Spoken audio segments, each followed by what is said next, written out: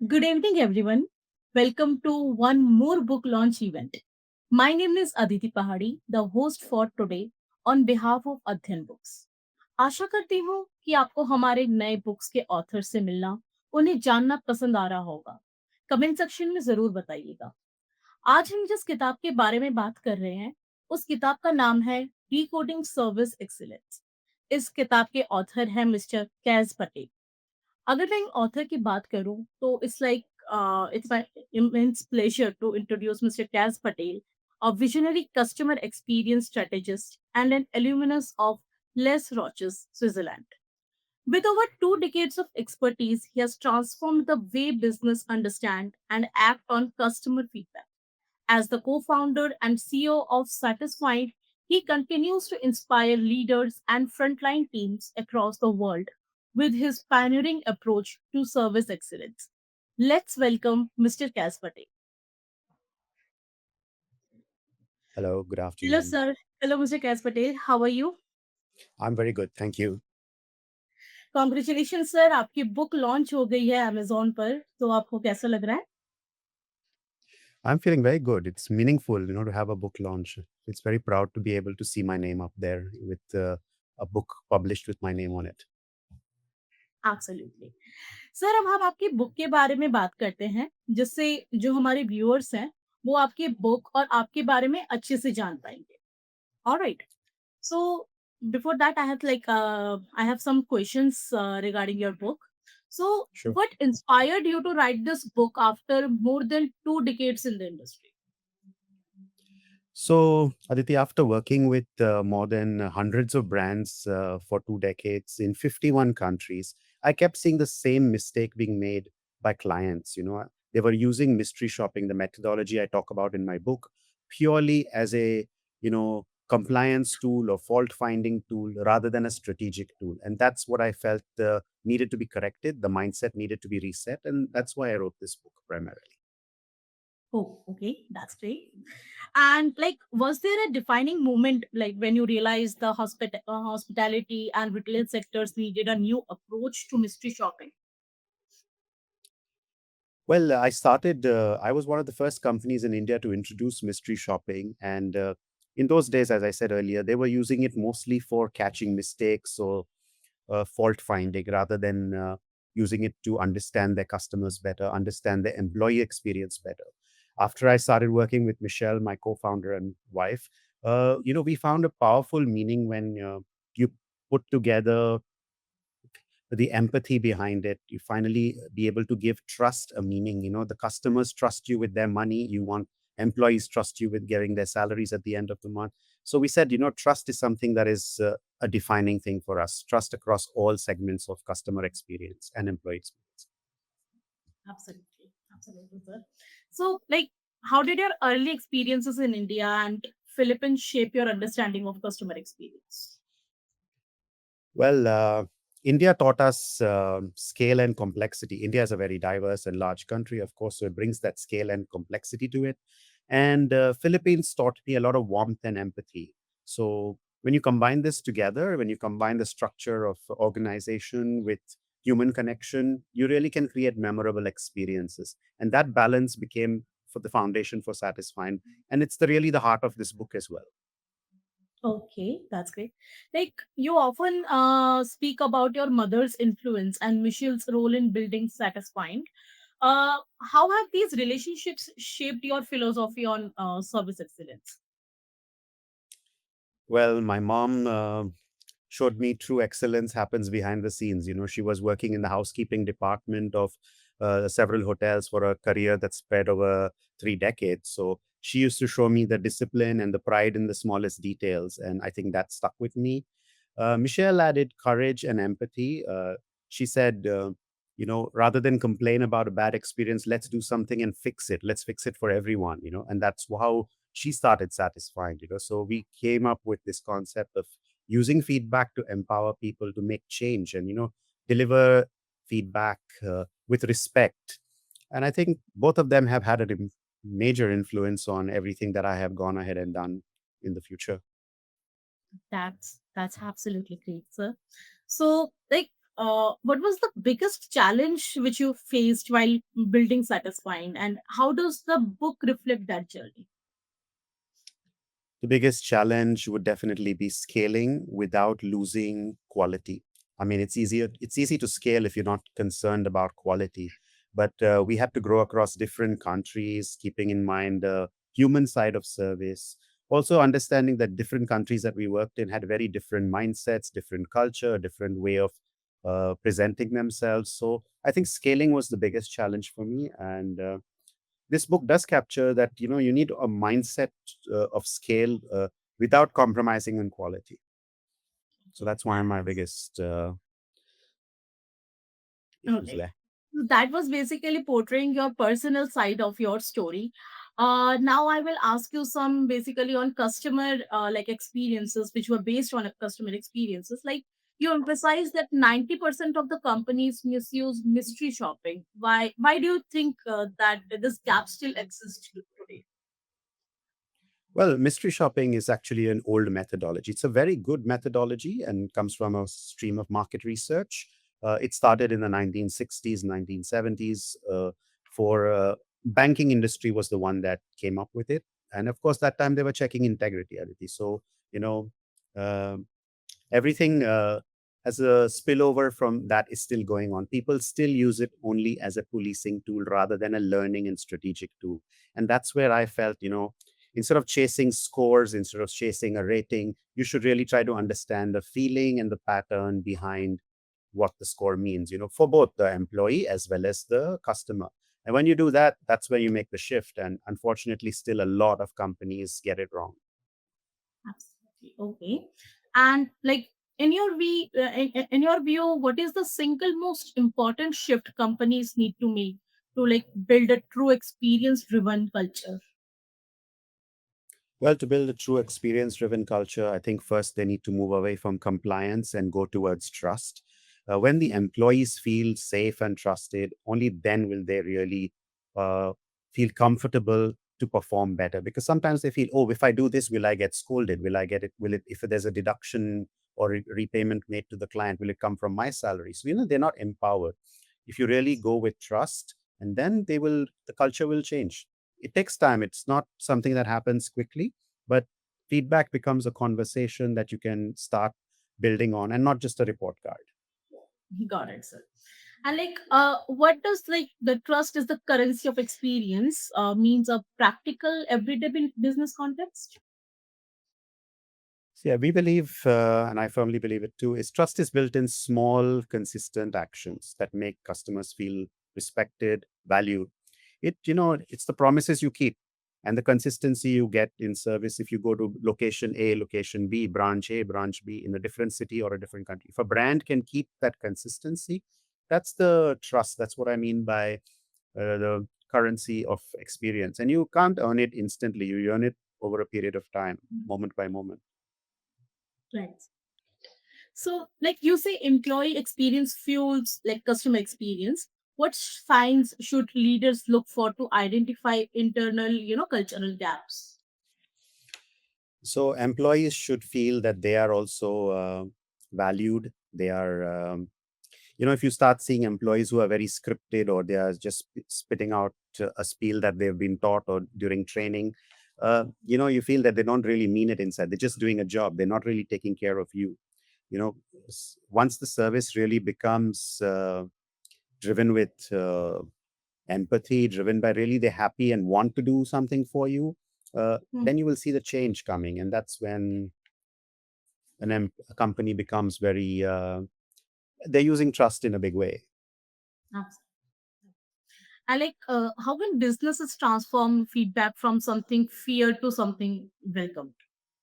Well, that's a very good question. You have to shift away from criticism and being very points driven, very score driven, and move towards a learning that celebrate what's working, of course. What is working, pat yourself on the back, pat the team on the back, congratulate them. And whatever is not working, take the feedback from customers, take the feedback from employees, and then find a way to make that uh, whatever is broken into this thing fixed. And if the employee feels that their voice is heard, their confidence becomes so good. They feel valued. And they're the ones who are dealing with the customers. They know everything that's really happening, Aditi. So it's Right. best to listen to them.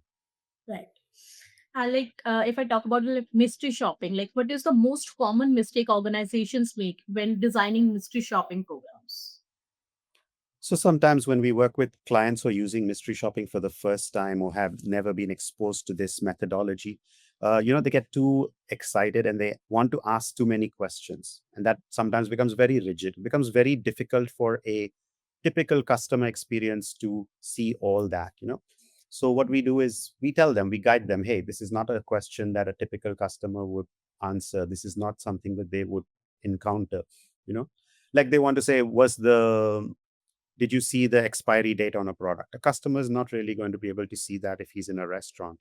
But Right. so we tell them, focus on what a customer sees, what a typical customer experience is, and then take the feedback and learn from that. Don't try to do everything in one. Don't try to mix an audit with a mystery shopping or a evaluation. Right, sir. Okay. Can you like share a real life example of how mystery shopping transformed the business? Well, there have been several. One that comes to mind is we were working with a fast food chain in the Philippines, and we realized that we just after a few weeks of them working on the results of the mystery shopping, they were able to raise their repeat business by about 18 to 20%. That was actually in just 2 weeks. And the average customer check the also increased significantly. So about 30% increase in the bill per person, just because the staff felt valued, just because the staff felt that they were provided the knowledge they needed to Mm. deliver the experience. Okay. Like what makes a good mystery shopper? Like are they bond or are they trained? So mystery shopping, again, a lot of companies send anybody to do the mystery shopping. We are very focused. We send the right product. We send the right person to the right place. So Aditi, if you do not shop in a particular brand, I will not send you there. But if you regularly shop at a certain brand, I will, or a competitor to that brand, you're a perfect fit to send. So we don't really train them. We ask them just to be more observant during their visit. Like normally you go, you may not remember the name of the staff, you may not remember if the music is playing. But when you go into this, when as a mystery shopper, you just have to be more observant and you have to be able to put what you saw into words, because it's important that you give a true, honest opinion about everything that you experienced rather than saying it was nice or it was bad. Nice, bad, good does not is not describing enough to get the information. Absolutely, absolutely. Now, if I like focus on the industry or the competition, competition and market basis questions, like how important is competitive mystery shopping in today's market?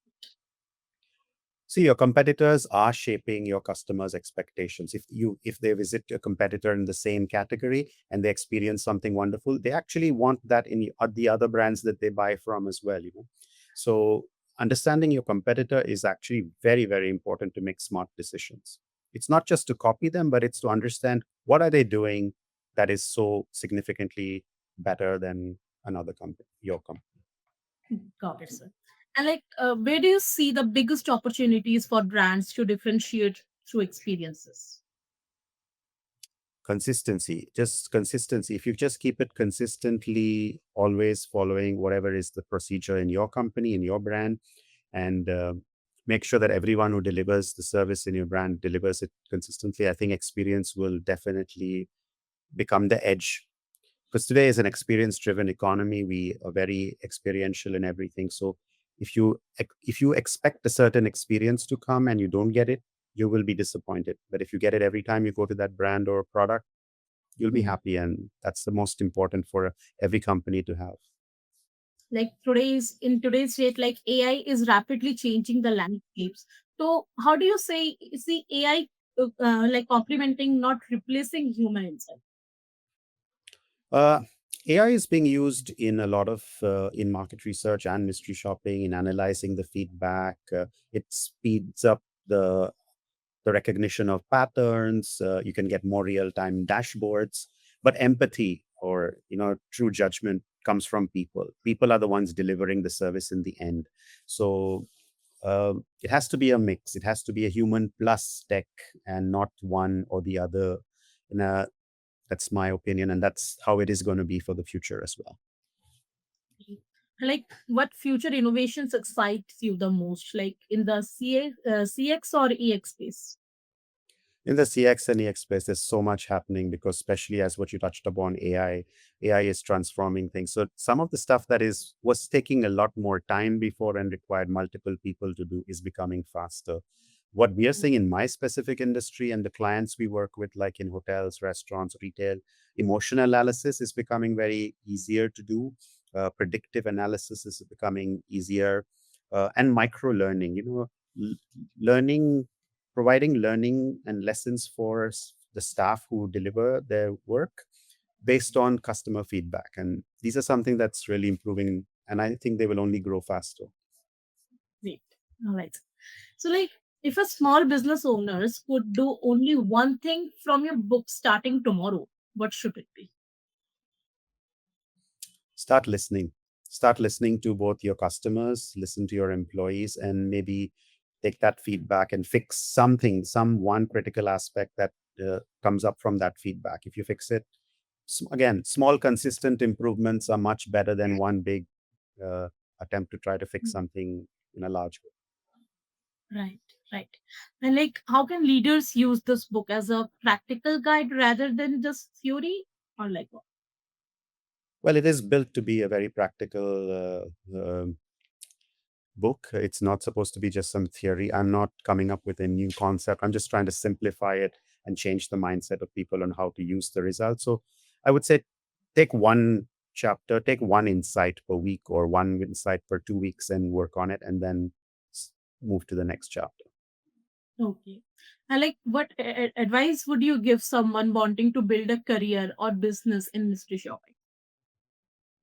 So, over the last few years, we've already started working with a lot of different consultants. These are organizational development consultants, human resource, learning and development, life coaches, business coaches, advertising and marketing professionals, because they all come up with products and services which we can help evaluate how successfully has it been implemented, how successful is the reach of that training or the consultancy that they provided. So now we're giving a tool for them to basically work with us and use Satisfying and their skills, their knowledge, and combine the two. Okay. And like, how does the satisfying like model empower consultants to scale more effectively? Yeah. So again, they take their knowledge, what they are good at, and they Mm. use our platform. We have a full ecosystem of solutions. We have mystery shopping, voice of customer, employee experience surveys, customer experience surveys, learning and development solution for frontline staff. My industry is mostly I work with restaurants, hotels, travel, hospitality, and retail businesses. So we're fully equipped for that kind of a consultants who work in any of these industries to be empowered with our platform. And like, what is one like memorable customer experiences, whether it's good, whether it's bad, that changed how you think about your services? Okay, I've had a lot of negative experiences. I don't want to dwell on that here. As long as they learned from their negative experience and improved, because I would have given feedback. I'm not somebody who will scream and shout and make a social media post on it. I rather give them some feedback and say, hey, this was not done right. You should have done it this way. If they do it, great. But for good experiences, uh, for me, it's when I'm treated like a person and not a transaction. It's not like next, come here, do a transaction and leave. I want the warmth. I want the smile. I want them to really care about me for that few minutes that I am there in front of them. It's not like, hey, cash or card, sir, do you want a bag or not? The bag is chargeable, etc. I don't want that kind Mm. of a conversation. I want a real, yeah, human Got interaction. it. And like, how does feeling valued as a customer like mean to you personally? I mean, it's just genuineness from a staff that is there, not trying to sell me the most expensive dish or trying to sell me something just so that they meet their quotas or their bonuses dependent on that. Something that just makes me feel genuine, makes me feel valued as a customer again. Answer. And like, if you could redesign one moment in your customer journey, what would it be? Feedback, of course. I mean, ability to accept feedback, ability to give proper feedback. Feedback is very important. Unfortunately, some people fear feedback. Some people take feedback very negatively. Like after this call, if you were to give me feedback, hey guys, you did not do this, you should have, I would recommend you do this for your next call, I would actually appreciate it and say, I'm learning because you know better than me in this case what you're doing. So it's always important to take feedback. How easy to adapt to that feedback and learn and fix the feedback to something you can use may take some time, but at least appreciate when somebody gives you feedback. Absolutely. And like, if readers walk away remembering only one idea from this book, what should it be? Listen to the feedback. It's not criticism, it's care. It's somebody who gives you feedback really cares about you. And businesses that listen to both their customer and their employee will definitely be the ones that will consistently outshine anybody else. Okay. And like, after like this book is already launched and like this book is already live, so like, what's next for you? More books, more innovations, or new chapter for Satisfied? Actually, all three. Right now, we're already at Satisfying 3.0. We're now into the 21st year of our business, of our existence. And we've seen different technologies have changed. Retail has completely transformed in last 20 years across the markets we work in. So yeah, something innovation-driven products are coming out. Some new AI-driven products are being launched by the first quarter of next year. Uh, yeah, I will probably write another book. Yeah. That's great. Well, so, all right. So, as we conclude today's launch of Decoding Service Excellence, we return to the book's core promise. Mystery shopping is not just a tool, it's a transformative lens, a mirror, and a compass for every business that wants to lead with trust. Thank you, Mr. Kaz Patel, for gracing us with your presence and sharing such insightful perspectives today. Like, your experiences and visions have truly enriched this event, and we are grateful for the wisdom you have shared with us. And it has been an honor to host you, and we look forward to the impact your work will continue to create in the world of service excellence. Thank you so much, Aditi. Thank you. Thank you so much for joining us. Thank you everyone for joining us. Thank you for watching us. Do not forget to like, share and subscribe. ऐसे ही हम new books और उनके authors के साथ आते रहेंगे. धन्यवाद.